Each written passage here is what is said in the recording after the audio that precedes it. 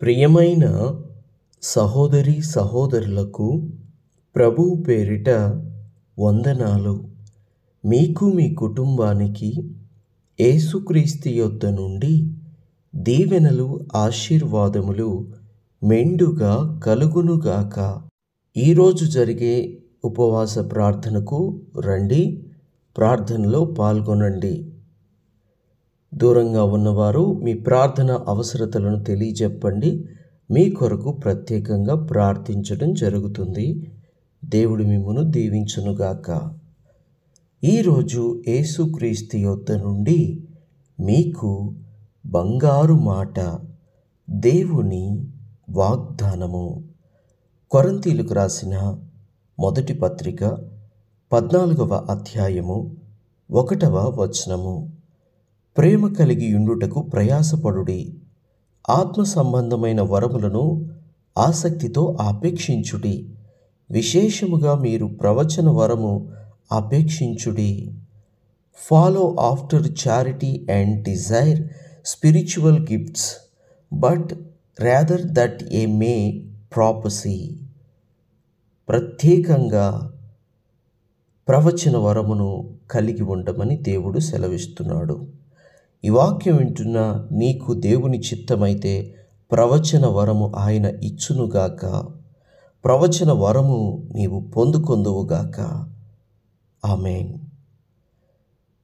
వాక్యము సెలవిస్తోంది, మొట్టమొదటిగా ప్రేమ కలిగి ఉండమనే కాదు, ఆ ప్రేమ కొరకు ప్రయాసపడమని కూడా వాక్యము సెలవిస్తోంది. ఈ లోకంలో ఉన్న అనేకమైనటువంటి పనులలో మనం ప్రయాసపడుతూ ఉంటాం. ఉద్యోగం చేసే దగ్గర ప్రయాస, ఉద్యోగంలో ప్రయాస, వ్యాపారంలో ప్రయాస, కుటుంబాన్ని పోషించుకోవడానికి ప్రయాస, బిడ్డలు చదివించుకోవడానికి ప్రయాస, ఆరోగ్యాన్ని కాపాడుకోవడానికి ప్రయాస, ఆరోగ్యంగా ఉండటం కోసం ప్రయాస, గౌరవ మర్యాదలు సంపాదించుకోవడానికి ప్రయాస, ఎన్నో విధాలుగా ప్రయాసపడుతూ ఉన్నాం. ఆ ప్రయాసలలో మనం ఏం చేస్తున్నామంటే భారం మోస్తూ ఉన్నాం. అవును కదా. చాలామంది వీటన్నిటినీ చేయుటకు, కాపాడుకొనుటకును భారం మోస్తూ ఉన్నారు. అయితే అలా భారం మోసే వాళ్ళని ప్రభు ఏమన్నాడు?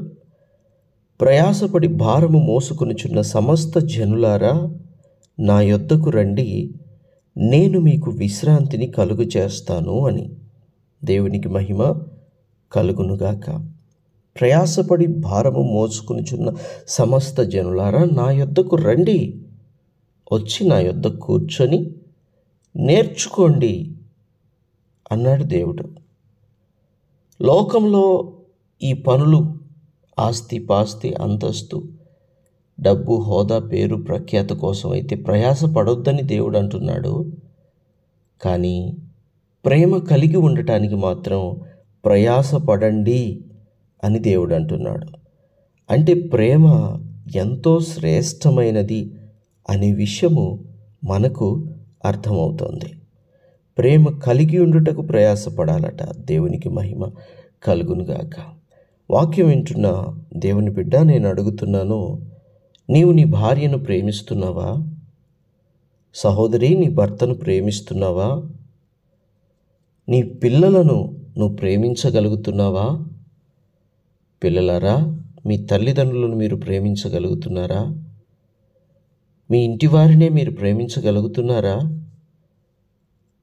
లోకంలో ఉన్నటువంటి వారందరినీ కూడా మనం ప్రేమించగలగాలి. ప్రభు అన్నాడుగా, నిన్ను వలె నీ పొరుగువానిని ప్రేమించు అని. మనము ప్రేమించే వారముగా ఉండాలి, ప్రేమ కలిగి ఉండాలి. దేవునికి మహిమ కలుగునుగాక. ప్రయాసపడాలి కూడా. కొంచెం కష్టమైనప్పటికీ, శ్రమ అయినప్పటికీ ప్రేమ కలిగి ఉండటానికి ప్రయాసపడాలి. ప్రేమ అనేది ఈ లోకంలో లేకపోతే ఇంక ఈ లోకంలో అసలు మనిషి ఎందుకు బ్రతుకుతున్నాడో ఆ బ్రతుకుకు ఒక అర్థము అనేదే ఉండదు. ఆ బ్రతుకుకి, ఆ జీవితానికి సంతోషము అనేది, తృప్తి అనేది ఉండనే ఉండదు. ప్రేమ కలిగి ఉన్నప్పుడే ఈ లోకంలో ఒక మనిషి తృప్తిగా బ్రతకగలుగుతాడు. దేవునికి స్తోత్రం కలుగునుగాక. కాబట్టి ప్రయాసపడాలి ప్రేమ కలిగి ఉండడానికి. ఇంకా ఆత్మ సంబంధమైన వరాలను కూడా మనము పొందుకోవాలి.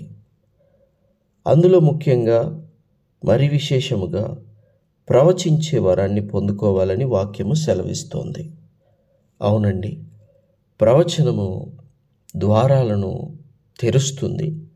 ప్రవచనము ద్వారాలను మూస్తుంది.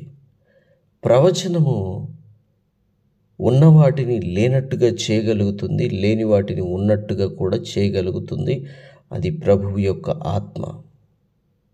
కాబట్టి ప్రవచన వరం అనేది ఎంతో శ్రేష్టమైనది. స్వస్థపరచగలదు, విడిపించగలదు, బాగు చేయగలదు. నేనే మార్గము, నేనే సత్యము, నేనే జీవము అన్నాడు ప్రభువు. ప్రభువు యొక్క మార్గము ప్రవచనము. అది ఒక వరము. ఎవరు పడితే వాళ్ళు తెచ్చుకునేది కాదది. ఎవరు పడితే వారు ట్రై చేసేది కూడా కాదది. ట్రై చేసినంత మాత్రాన వచ్చేవి కూడా కావవి. అవి ప్రవచన వరములు. ప్రవచన వరములు అంత సులువుగా దేవుడు ఎవరికంటే వారికి ఇవ్వడు. ఆయనకి తెలుసు ఏ వరము ఎవరికి ఇవ్వాలో అనేది. ఎవరికి పడితే వారికి ఇచ్చేస్తే ఎవరిని పడితే వాళ్ళని శపించేస్తారు. మనం దీవించడానికే ఉన్నాం కానీ శపించడానికి లేము. ఎవరిని శపించాలి? అపవాదిని శపించాలి, సాతాన్ని శపించాలి, దుష్టుని శపించాలి, బంధించాలి వాణ్ణి యేసునామంలో బంధించగలగాలి.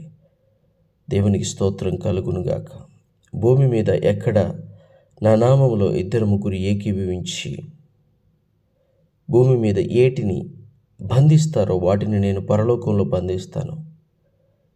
వేటిని విడుదల చేస్తారో వాటిని నేను పరలోకంలో విడుదల చేస్తాను అన్నాడు దేవుడు. ప్రవచన వరము కానీ ఉన్నట్లయితే దేన్నైనా మనం బంధించవచ్చు, దేన్నైనా మనం విడుదల చేయవచ్చు. ఇది ఎవరికి సాధ్యమవుతుంది? దేవుని కొరకు జీవించాలి అని ఆశ కలిగి ఉన్న ప్రతి ఒక్కరికి సాధ్యమవుతుంది. హల్లెలూయా.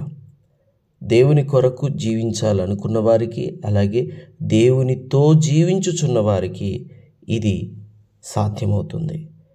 భూమి మీద ఏటిని బంధిస్తే పరలోకంలో దేవుడు వాటిని బంధిస్తాడు. ఏటిని విడుదల చేస్తే పరలోకంలో నుండి దేవుడు వాటిని విడుదల చేస్తాడు. ఈరోజు నీకు, నీ కుటుంబానికి నెమ్మది లేకుండా చేస్తున్న అపవాది సాతాను సంబంధమైన దురాత్మ చీకటి శక్తులు యేసు నామములో బంధించబడునుగాక. యేసు నామములో అవి లయమైపోవునుగాక. అలాగే నీకు, నీ కుటుంబానికి శాంతి సమాధానము కలుగునట్లుగా దేవుడు ద్వారాలు తెరుచునుగాక. పరలోకపు ఆశీర్వాదాలు నీ మీద, నీ కుటుంబం మీద కుమ్మరించబడునుగాక. ఆత్మతో నింపబడుదువుగాక, ప్రేమతో నింపబడుదువుగాక, ఓర్పుతో, సహనముతో, సంతోషముతో, ఆనందముతో నింపబడుదువుగాక. ఎప్పటి నుండో పొందుకోవాలని ఎదురుచూచుచున్నవి యేసు నామములో నీవు పొందుకొందువుగాక. ద్వారాలు తెరవబడునుగాక, ద్వారాలు తెరవబడునుగాక. మీకు స్వస్థతలు కలుగునుగాక, ఆశీర్వాదాలు కలుగునుగాక, నెమ్మది కలుగునుగాక, విజయము కలుగునుగాక. దేవునికి స్తోత్రం. నమ్మిన వారు ఆమేన్ చెప్పండి. తప్పకుండా దేవుడు మీ జీవితంలో గొప్ప కార్యాలు చేయబోతున్నాడు. దేవుడు చేసే ప్రతి మేలు నువ్వు అనుభవించబోతున్నావు. దేవుడు ఇచ్చే ప్రతిది నువ్వు అనుభవించబోతున్నావు కనుక ప్రేమ కలిగి ఉండు. ప్రార్థన. తండ్రి, మీకు వందనాలు, దేవా స్తోత్రాలు. నాయన, ప్రేమ కలిగి జీవించడానికి, ప్రేమ కలిగి ఉండడానికి, ప్రయాస పడడానికి సహాయం చేయండి తండ్రి. అవునయ్యా, ప్రేమే మాకు తృప్తినిచ్చేది, మా హృదయానికి తృప్తినిచ్చేది. నిన్ను వలె నీ పొరుగువాణ్ణి ప్రేమించు అని మీరు చెప్పుచున్నారు. మీకు వందనాలు. ప్రేమ కలిగి ఉండాలని, ప్రయాసపడాలని కూడా మీరు చెప్తున్నారు తండ్రి. అలాగే వరముల గురించి కూడా చెప్తున్నారు. ప్రవచన వరము ఎవరెవరైతే కావాలని ఆశపడుతున్నారో తండ్రి, వారందరికీ ప్రవచన వరము కూడా ఇవ్వండి తండ్రి. ప్రవచన వరము, ఇంకా ఎన్ని వరాలు ఉన్నాయో ఆత్మ వరాలు, ఆత్మ ఫలాలతో మా జీవితాలను నింపండి నింపండి నింపండి తండ్రి. నింపి మమ్మల్ని బలపరచమని యేసుక్రీస్తు శ్రేష్టమైన నామంలో ప్రార్థించుచున్నాము తండ్రి. Amen, amen, amen.